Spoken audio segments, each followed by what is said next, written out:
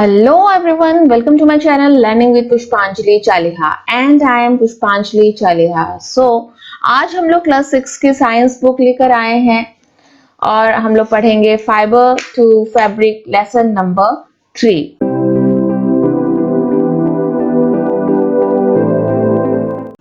आप लोग सभी कपड़े पहनते होंगे, तो कपड़े हमारे बनते कैसे हैं? फाइबर यानी कि जो भी धागा होता है और फैब्रिक यानी कि कपड़ा। तो चलिए धागे से कपड़े तक का जो स्टोरी बनता है उसी को हम आज पढ़ेंगे।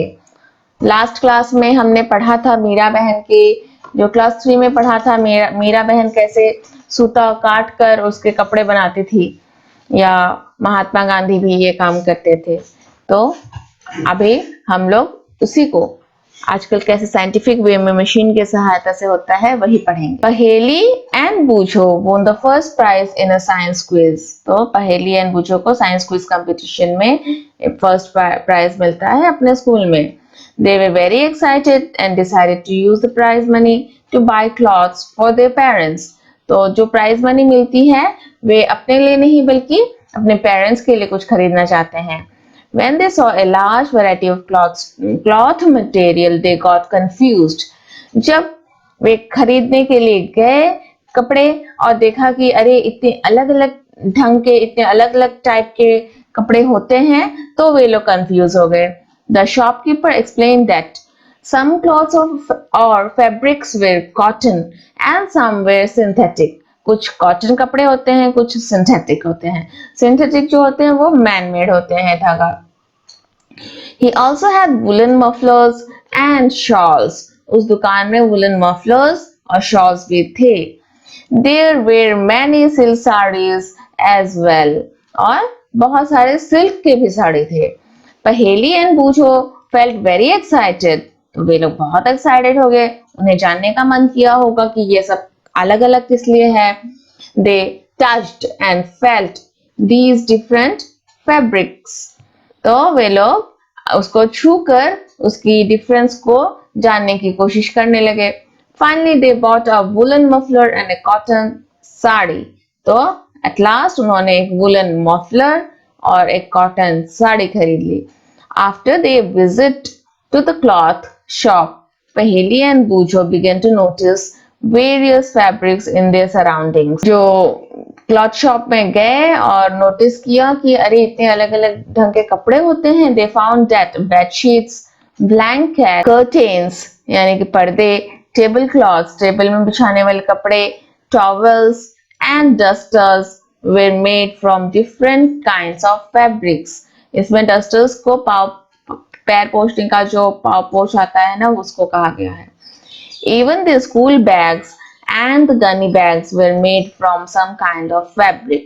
They tried to identify these fabrics as cotton, wool, silk or synthetic।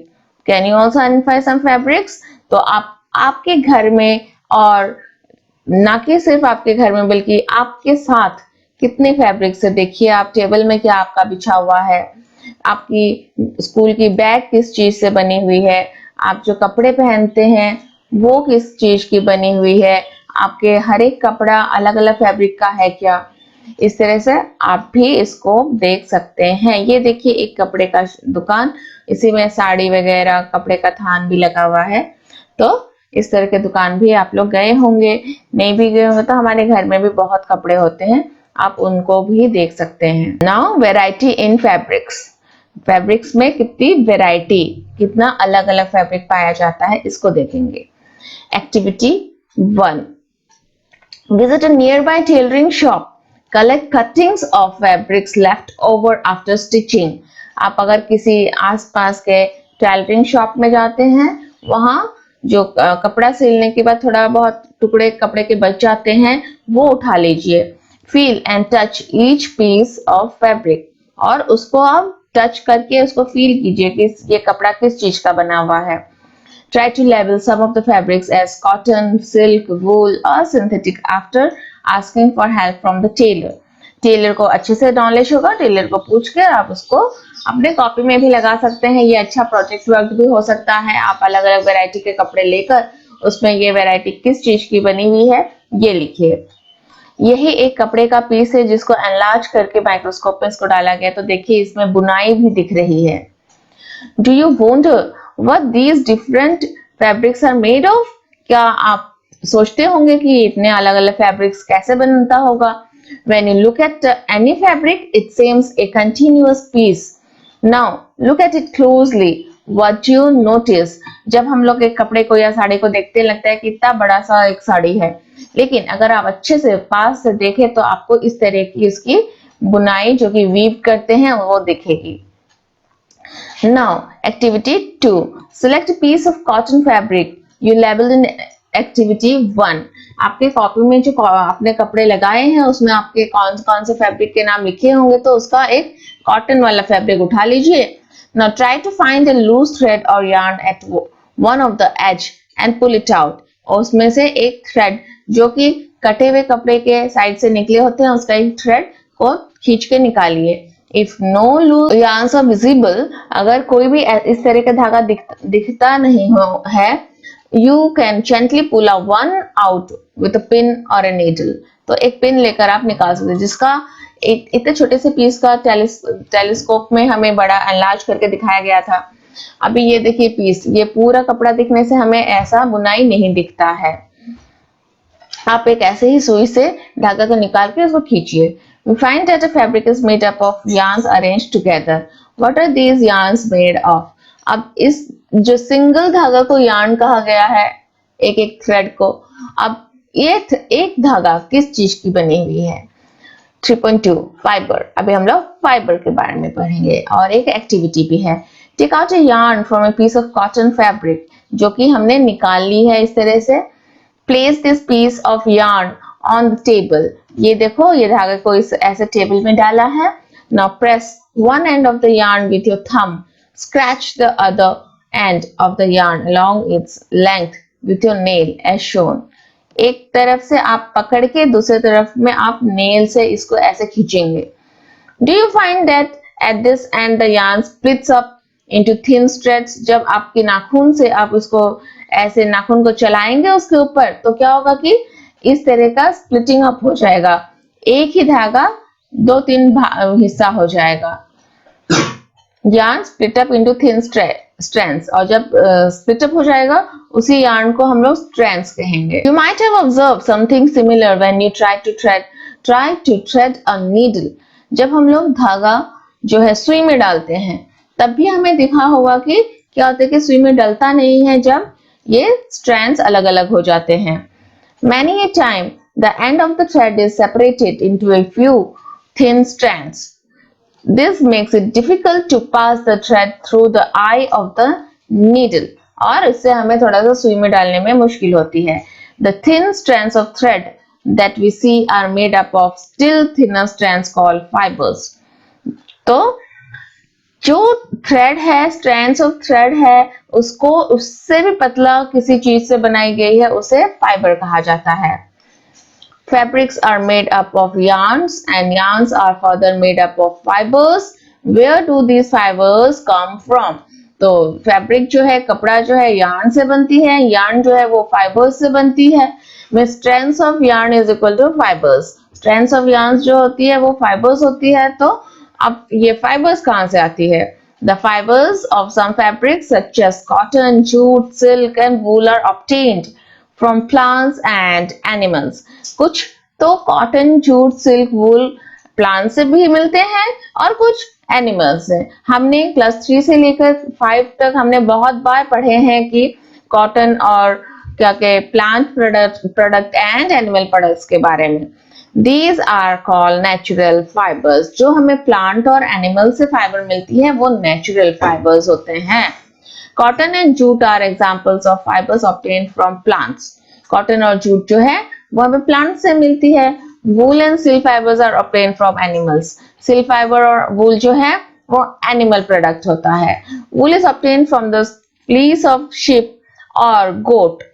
जो हिली एरियाज है वहां गोट जो है उसके बाल भी बहुत लंबे लंबे होते हैं जिसे फ्लीस कहा जाता है, और शिप के भी, जैसे कि कश्मीर वगैरह में शिप के बाल बहुत लंबे लंबे होते हैं। तो उनके बाल को काट कर ही वो फैब्रिक निकाली जाती है। It is also obtained from the hair of rabbits, yak and camels. तो उनके हेयर से भी बनती है। Silk fibre is drawn from the cocoon of silk worm. एक सिल्क वॉर्म होती है, जो भी वॉर्म होती है, आपने देखा होगा बटरफ्लाई भी जब कैटरपिलर बनी रहती है तो वो लोग एक तरह का कोकून बनाते हैं, तो जिसके अंदर वे रहते हैं और उसी से सिल्क फाइबर निकाली जाती है। जब सिल्क की जो वॉर्म है वो जब कोकून बनाती है तो उससे हम लोग सिल्क निकालते हैं। For thousands of years, natural fibers were the only ones available for making fabrics. बहुत सालों तक तो सिर्फ नेचुरल फाइबर से ही कपड़े बनाए जाते थे। In the last 100 years or so, fibers are also made from chemical substances. Last 100 years means हमारे दादा दादी के जमाने से ही या फिर परदादा के जमाने से ही जो है आर्टिफिशियल जो मैन मेड फाइबर कुछ निकल कर आए हैं जो कि केमिकल से बनाए जाते हैं, which are not obtained from plant or animal sources, जो कि प्लांट सोर्स या एनिमल सोर्स से नहीं मिले हैं।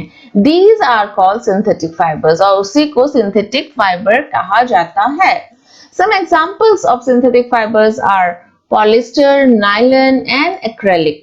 ये सारे जो पॉलिस्टर के कपड़े या नायलन की चीजें होते हैं या एक्रेलिक के, जैसे कि हम लोग बैग वगैरह लेते हैं तो ज्यादातर नायलन की हो जाती है। तो इस तरह के आजकल के सिंथेटिक फाइबर्स से चीजें बनने लगे हैं। सम प्लांट फाइबर्स, अभी हम पढ़ेंगे कुछ प्लांट फाइबर्स के बारे में। Cotton, have you ever made wicks for oil lamps? क्या आपने दिया जलाने के लिए दिया की बाती बनाई है? विक्स यानी कि दिया की बाती। What do you use for making these wicks? तो बाती बनाने के लिए हम क्या यूज करते हैं? This cotton wool is also used for filling mattresses, quilts और pillows. इस तरह के कॉटन वूल्स हम लोग दिया की बाती बनाने के लिए यूज करते हैं जो कि पेड़ में उगते हैं। Take some cotton wool, pull it apart and look at its edge. कुछ कॉटन वूल को अलग से रखकर उसको देखिए ध्यान से। What do you observe? The small thin strands that you see are made up of cotton fiber. तब strands यानी कि एकदम पतले पतले से जो strands निकल जाते हैं कॉटन से, वही कॉटन फाइबर से मिलते हैं। Where does this cotton wool come from? It is grown in the fields. Cotton plants are usually grown at places having black soil and warm climate. जहाँ थोड़ी warm यानी बहुत गर्म भी ना हो बहुत सर्दी भी ना हो, इस तरह के क्लाइमेट में कॉटन के पेड़ उगाए जाते हैं और जहाँ पे सॉइल जो है कैसी होती है?